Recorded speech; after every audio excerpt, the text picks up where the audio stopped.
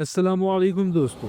हमने अपनी पिछली वीडियोस में रसूलुल्लाह सल्लल्लाहु अलैहि वसल्लम की मक्की ज़िंदगी मुकम्मल कर ली थी, जिसके आखिर में रसूल पाक सल्लल्लाहु अलैहि वसल्लम मदीना की तरफ हिजरत कर गए थे।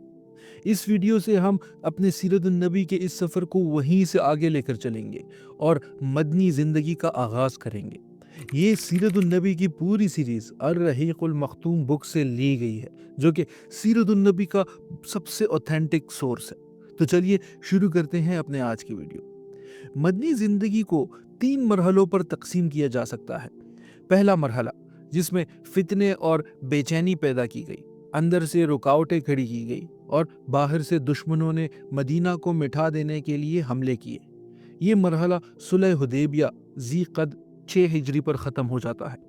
दूसरा मरहला, जिसमें बुत परस्त क़ियादत के साथ सुलह हुई, ये फ़तह मक्का रमज़ान 8 हिजरी पर मुकम्मल होता है। यही मरहला दुनिया के बादशाहों को दावत दीन पेश करने का भी मरहला है। अब तीसरा मरहला, जिसमें अल्लाह के दीन में लोग फ़ौज दर फ़ौज दाखिल हुए। यही मरहला मदीना में कौमों और कबीलों के वफूद यानी डेलीगेशंस के आने का भी मरहला है। ये मरहला रसूल पाक सल्लल्लाहु अलैहि वसल्लम की हयात मुबारका के आखिर तक यानी रबीउल अव्वल 11 हिजरी तक है। तो सबसे पहले हम पहला मरहला शुरू करते हैं और जानते हैं कि हिजरत के वक्त मदीना के हालात क्या थे। हिजरत का मकसद सिर्फ ये नहीं था कि फितनों और मजाक का निशाना बनने से बच जाए, बल्कि इसका मकसद ये भी था कि एक पुरअमन इलाके में एक नया मुआशरा कायम करने में मदद की जाए। इसीलिए हर साहिब इस्तिताअत मुसलमान पर फ़र्ज़ करार पाया कि वो इस नए वतन की तामीर में हिस्सा ले और इसकी मजबूती, हिफाजत और इज़्ज़त व शान के लिए कोशिश करे। ये बात बिल्कुल वाज़ेह है कि रसूल पाक सल्लल्लाहु अलैहि वसल्लम ही इस मुआशरे के इमाम, कायद और रहनुमा थे और बिना किसी झगड़े के सारे मामलात की भाग दौड़ आप सल्लल्लाहु अलैहि वसल्लम ही के हाथ में थी। मदीना में रसूल पाक सल्लल्लाहु अलैहि वसल्लम को 3 किस्म की कौमों से सामना था। हर कौम के हालात और मसाइल दूसरी से बिल्कुल मुख्तलिफ थे। वो 3 कौमें ये थी: पहली, सहाबा इकराम रज़ियल्लाहु अन्हुम की मुमताज़ जमात। दूसरी, मदीना के कदीम मुशरिक कबीले जो अभी ईमान नहीं लाए थे। और तीसरी, यहूद। तो सबसे पहले सहाबा इकराम रज़ियल्लाहु अन्हुम के बारे में जानते हैं। सहाबा इकराम रज़ियल्लाहु अन्हुम के सिलसिले में सबसे पहला मसला ये था कि मदीना के हालात मक्का के हालात से बिल्कुल मुख्तलिफ थे।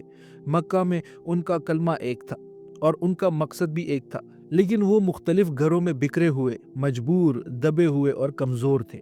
उनके पास कोई इख्तियार नहीं था। सारे इख्तियारात दीन के दुश्मनों के हाथ में थे। दुनिया का कोई भी मुआशरा जिन चीज़ों से कायम होता है वो मक्का के मुसलमानों के पास बिल्कुल नहीं थे। इसीलिए मक्की सूरतों में सिर्फ इस्लामी बुनियादी अक़ीदे बयान किए गए और ऐसे अहकाम दिए गए जिन पर हर आदमी अकेला अमल कर सकता था। साथ ही नेकी, भलाई और अच्छे अखलाक की तरगीब दी गई और बुरे कामों से बचने की सख्त हिदायत की गई। इसके बरक्स मदीना में मुसलमान शुरू दिन से ही अपने मामलात के खुद जिम्मेदार थे। किसी और का उन पर जोर नहीं था। अब वक्त आ चुका था कि मुसलमान मुआशरती ज़िंदगी, माशी निज़ाम, सियासत, हुकूमत, सुलह और जंग के कवायद सीखे और उनके लिए हलाल, हराम, इबादत और अखलाक के पूरे कानून वाज़ेह किए जाए। अब ज़रूरत थी कि एक इस्लामी मुआशरा कायम किया जाए जो जाहिल मुआशरे से बिल्कुल मुख्तलिफ हो और दुनिया के हर मुआशरे से अलग पहचान रखता हो। यही उस दावत इस्लामी का नमूना था जिसके लिए मुसलमानों ने 13 साल तक मुसीबतें बर्दाश्त की थी। ये बात वाज़ेह है कि ऐसा मुआशरा एक दिन, एक महीने या एक साल में कायम नहीं होता। इसके लिए लंबी मुद्दत दरकार होती है ताकि आहिस्ता आहिस्ता और दर्जा बदर्जा अहकाम नाजिल हो और कानून साजी, तरबियत और अमली निज़ाम एक साथ मुकम्मल हो। अहकाम नाजिल करना अल्लाह ताला के ज़िम्मे था और उन अहकाम पर अमल करना और मुसलमानों की तरबियत रसूल पाक सल्लल्लाहु अलैहि वसल्लम की ज़िम्मेदारी थी। इसलिए इरशाद होता है, वही है जिसने उम्मियों में खुद उन्हीं के अंदर से एक रसूल भेजा जो उन पर अल्लाह की आयात तिलावत करता है और उन्हें पाक और साफ करता है और उन्हें किताब और हिकमत सिखाता है, और ये लोग यकीनन पहले खुली गुमराही में थे। सहाबा कराम रज़ियल्लाहु अन्हुम का ये हाल था कि वो हर वक्त रसूल पाक सल्लल्लाहु अलैहि वसल्लम की तरफ मुतवज्जा रहते और हर हुक्म को खुशी से कबूल करते। जैसे कि फरमाया गया, जब उन पर अल्लाह की आयतें पढ़कर सुनाई जाती है तो उनका ईमान और ज़्यादा हो जाता है। बाकी भी काफ़ी मसाइल थे, पर यह सबसे बड़ा मसला था जो रसूल पाक सल्लल्लाहु अलैहि वसल्लम को मुसलमानों के सिलसिले में दरपेश था, और यही दावत इस्लामी और रिसालत मुहम्मदी का बुनियादी मकसद भी था। ये कोई फौरी मसला नहीं था, बल्कि मुस्तकिल और दायमी था। इसके अलावा कुछ और फौरी तवज्जो तलब मसाइल भी थे। मुसलमानों की जमात में दो किस्म के लोग थे। एक वो जो अपनी ज़मीन, अपने घर और अपने माल के साथ रहते थे, ये अंसार थे, जिनके दरमियान पहले से पुरानी दुश्मनियां और नफरतें मौजूद थी। दूसरा ग्रोह मुहाजिरीन का था, जो इन सब सहूलतों से बिल्कुल महरूम थे। वो सब कुछ छोड़कर मदीना आए थे, ना रहने का इंतज़ाम, ना रोज़गार और ना कोई माल। इन मुहाजिरीन की तादाद भी कम नहीं थी और रोज़ बरोज़ बढ़ती जा रही थी, क्योंकि हर मोमिन को हिजरत का हुक्म दिया गया था। मदीना में ना ज़्यादा दौलत थी और ना कमाई के वसीले। इस वजह से मदीना का माशी निज़ाम बिगड़ गया। इस तंगी के साथ साथ इस्लाम दुश्मन ताकतों ने मदीना का इक्तिसादी बायकॉट भी किया, जिससे आमदनी के रास्ते बंद हो गए और हालात निहायत संगीन हो गए। अब दूसरी कौम यानी मदीना के कदीम मुशरिक कबीले जो अभी ईमान नहीं लाए थे, उनके बारे में जानते हैं। यानी मदीना के असल मुशरिक बाशिंदों का हाल ये था कि उन्हें मुसलमानों पर कोई गलबा हासिल नहीं था। कुछ मुशरिकीन शक और उलझन में मुब्तला थे और अपने आबाई दीन को छोड़ने में हिचकिचाहट महसूस कर रहे थे, लेकिन इस्लाम और मुसलमानों के खिलाफ अपने दिल में कोई दुश्मनी या साजिश नहीं रखते थे।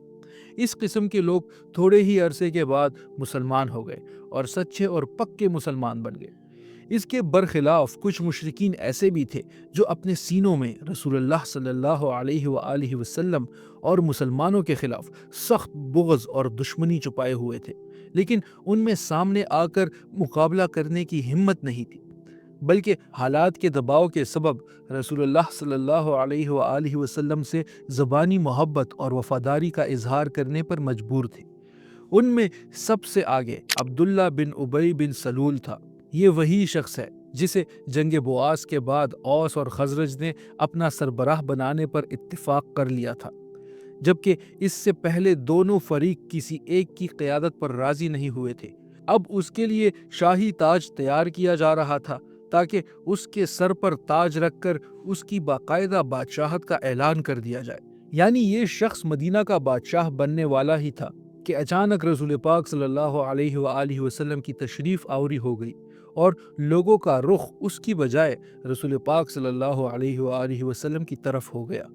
इसी वजह से उसे ये एहसास था कि रसूल पाक सल्लल्लाहु अलैहि वसल्लम ही ने उसकी बादशाहत छीन ली है, लिहाजा वो अपने दिल में रसूलुल्लाह के खिलाफ गहरी दुश्मनी छुपाए हुए था। इसके बावजूद जब उसने जंग बदर के बाद देखा कि हालात उसके हक में नहीं है और शिर्क पर कायम रहकर वो दुनियावी फ़ायदे भी को बैठने वाला है, तो उसने ज़ाहरी तौर पर इस्लाम कबूल करने का ऐलान कर दिया, लेकिन हकीकत में वो अब भी अंदर से काफिर ही था। इसीलिए जब भी उसे रसूल पाक सल्लल्लाहु अलैहि वसल्लम और मुसलमानों के खिलाफ किसी फितने या शरारत का मौका मिलता, वो कभी पीछे नहीं हटता। उसके साथी भी वो सरदार थे जो उसकी बादशाहत के साये में बुलंद ओहदों के ख्वाब देख रहे थे, लेकिन अब वो इससे महरूम हो चुके थे। ये लोग इस शख्स के मददगार और हमसास थे और उसके मंसूबों को पूरा करने में उसका साथ देते थे। इस मकसद के लिए कभी कभी वो नौजवानों और सादा दिल मुसलमानों को भी अपनी चालाकी से अपना जरिया बना लेते थे। तो दोस्तों, आगे के वाक़यात हम अपनी अगली वीडियो में जानेंगे और यहूद कौम के बारे में भी जानेंगे। तो तब तक के लिए हमें इजाज़त दीजिए। अल्लाह हाफ़िज़।